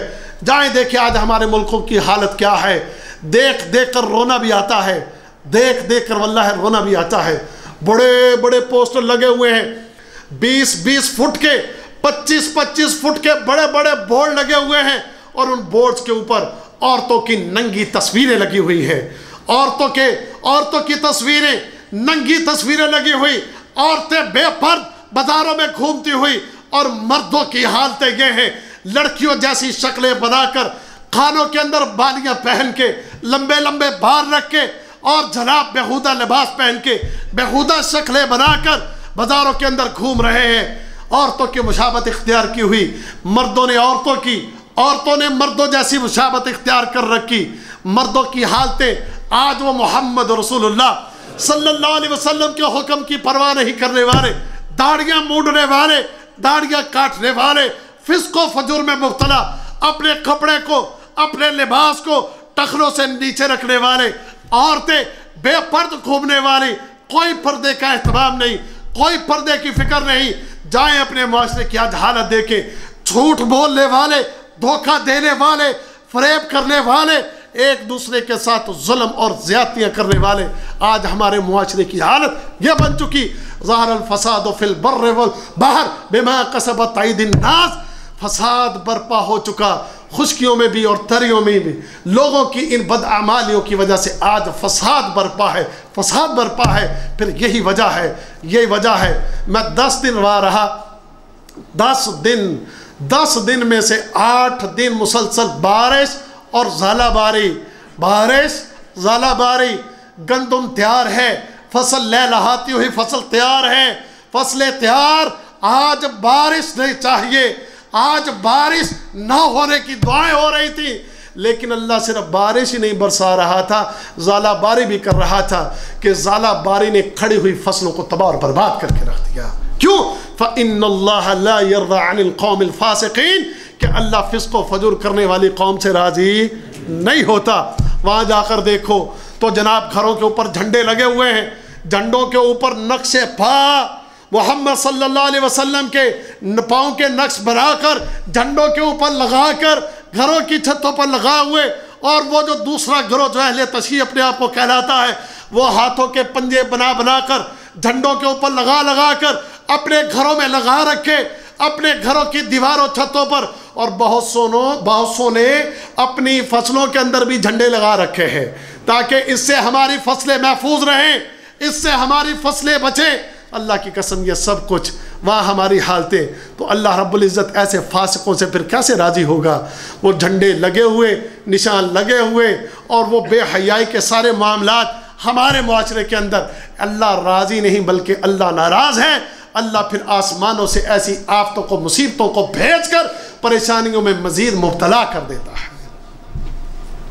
لہذا ہم اور آپ جو یہاں سعودی عرب میں ہے، ان چیزوں کو اللہ کے بندوں ہم سمجھیں، ان باتوں کا احساس اپنے دلوں میں پیدا کریں کہ ہم نے فاسق و فاجر نہیں بننا، ہم نے یہاں سے عقیدہ سیکھنا ہے، ہم نے یہاں سے محمد کریم صلی اللہ علیہ وسلم کی سنت کو سیکھنا ہے، اور ہم نے یہاں پر اللہ کے دین کو سیکھنا ہے، ہم نے ہر اس کام کو سیکھنا ہے اور اس کام کو سیکھ کر اس پر عمل کرنا ہے کہ جس سے ہمارا اللہ راضی ہوتا ہے۔ میں اکثر آپ لوگوں کو یہ بات کہتا رہتا ہوں، اور یہاں آنے والوں تم سارے نمازی بن جاؤ، یہاں آنے والوں جہاں اللہ نے تمہیں عقیدے کی سمجھ عطا فرما دی، یہاں آنے والوں جہاں تمہیں رب کائنات نے تمہیں نبی کریم صلی اللہ علیہ وسلم کی تعلیمات کی سمجھ عطا کر دی، وہیں پر یہاں آنے والوں تم 5 وقت کے پکے نمازی بنو، تم اللہ کے قرآن پر عمل کرنے والے بنو، تم محمد کریم صلی اللہ علیہ وسلم کی تعلیمات پر عمل کرنے والے بنو، تم اللہ کے نبی صلی اللہ علیہ وسلم کے احکامات کو ردی کی ٹوکری میں نہ پھینکو بلکہ اپنے سینے سے لگاؤ اور اپنے سر کا تاج بناؤ کہ ہماری زندگی اگر گزرے گی اللہ اور اللہ کے نبی صلی اللہ علیہ وسلم کی تعلیمات کے مطابق گزرے گی۔ ہم یہ ماحول بنائیں، ہم اس عادت کو اختیار کریں، ہم اپنے آپ میں اس تبدیلی کو آج لے آئیں۔ آج ہمارے ملکوں کی جو حالت بنی ہوئی ہے، اور وہاں اور تو اور جو افسوسناک بات ہے، افسوسناک بات، ممبروں پر کھڑے ہونے والے، ممبر رسول پر کھڑے ہونے والے، لوگوں کو دین کی دعوت دینے والے، رات پوری جلسے کرنے والے، ان کی اپنی حالت اتنی پتلی ہے، اتنی پتلی حالت ہے کہ اس کو دیکھ کر افسوس ہوتا ہے کہ وہ لوگ بھی اکثر نمازیں چھوڑ دیتے ہیں جو پوری رات کھڑے ہو کر جلسے کرنے والے اور لوگوں کو سنانے والے، لوگوں کے سامنے بڑے لمبے چوڑے بیان دینے والے، لوگوں کو تقریریں کرنے والے اور اپنے نام کے نعرے لگوانے والے، حالتیں ان کی یہ ہو چکی ہیں آج وہ بھی نمازوں میں غافل ہیں۔ تو عام الناس کی حالت کیا ہوگی، عام الناس کی کیفیت کیا ہوگی، عام الناس اس وقت ان کی کیفیت کیا ہوگی؟ آپ اندازہ لگا سکتے ہیں اس بات سے کہ ممبر رسول پر کھڑا ہوا بگڑ چکا تو معاشرہ کتنا بگڑا ہوا ہوگا۔ تو میرے دوستو، یہاں اللہ نے ہمیں موقع دیا ہے، ہم نے اس موقع سے فائدہ اٹھانا ہے، ہم نے اپنی اصلاح کرنا ہے، میں نے بھی اپنے آپ کو درست کرنا ہے، آپ نے بھی اپنے آپ کو درست کرنا ہے۔ مطمع نظر یہ بنا لو ہم نے اپنے رب کو راضی کرنا ہے، مطلوب و مقصود یہ کر لو کہ ہم نے اپنے رب کو منانے کے لیے، اس کو راضی کرنے کے لیے خوب کوششیں کرنا ہے۔ ہم نے فاسق نہیں بننا، فسق و فجور سے اپنے آپ کو بچانا ہے۔ ہمارا رب کن کن کاموں سے راضی ہوتا ہے ان کاموں کو جاننے کی کوشش کیجئے، اس کا مطالعہ کیجئے، قرآن حکیم کا مطالعہ کیجئے، حدیث رسول کا مطالعہ کیجئے، اور جس چیز کا پتہ چل جائے کہ اس کام کی وجہ سے اللہ راضی ہوگا اس کام کو کرنے میں پھر دیر نہیں لگانا چاہیے، اور جس کام سے اللہ ناراض ہوتا ہے اس کام کو کرتے رہنا یا چھوڑ دینا ہے؟ اس کام کو چھوڑ دینا، انشاءاللہ انشاءاللہ آج کے بعد ہم وہ کام نہیں کریں گے جس سے اللہ ناراض ہوتا ہے۔ ہولی ہے انشاءاللہ، ابھی کئی نہیں بھی بولے ہوں گے، وہ ابھی تذبذب میں ہوں گے، مانے کہ نہ مانے۔ کیا خیال ہے؟ داڑیاں منڈو گے، کاٹو گے؟ ہولی جی نہیں ہے، ہیں ابھی اس میں تھوڑا سوچ میں پڑ گئے۔ وہ نوجوان جن کی شادی نہیں، وہ تو کہا مولوی صاحب ابھی نہیں ہے، کیونکہ ابھی میری شادی نہیں ہوئی تو شادی کے بعد سوچیں گے، تو اگر اس کے بعد بھی نہ ہوئی تو پھر اللہ تعالیٰ سے دعا کہ اللہ تعالیٰ ہم سب کو سمجھنے کو اور عمل کرنے کی توفیق عطا فرمائے۔ یہ دعا کی درخواست ہے کہ ایک بھائی بیمار ہے، اللہ تعالیٰ اس کو شفائے کاملہ عطا فرمائے۔ جتنے بھی مسلمانوں کے مریض ہیں اللہ تمام مریضوں کو شفائے کاملہ عطا فرمائے۔ جو اس وقت کسی مصیبت میں یا تکلیف میں مبتلا ہے اللہ تعالیٰ ان سب کی مصیبت کو، تکلیف کو، پریشانی کو ٹال دے۔ جتنے مقروض ہیں اللہ تعالیٰ ان سب کے قرض کو ادا فرما دے، اور اللہ ہمیں توفیق دے وہ عمل کرنے کی کہ جن اعمال کو دیکھ کر تو راضی ہوگا، اور قیامت کے دن تو ہمیں اپنی جنتوں میں داخل کر دے گا۔ کوئی عمل کرنے کی توفیق دے، اور ہر اس عمل سے بچا کہ جس سے تو ناراض ہوتا ہے۔ وآخر دعوانا ان الحمد للہ رب العالمین۔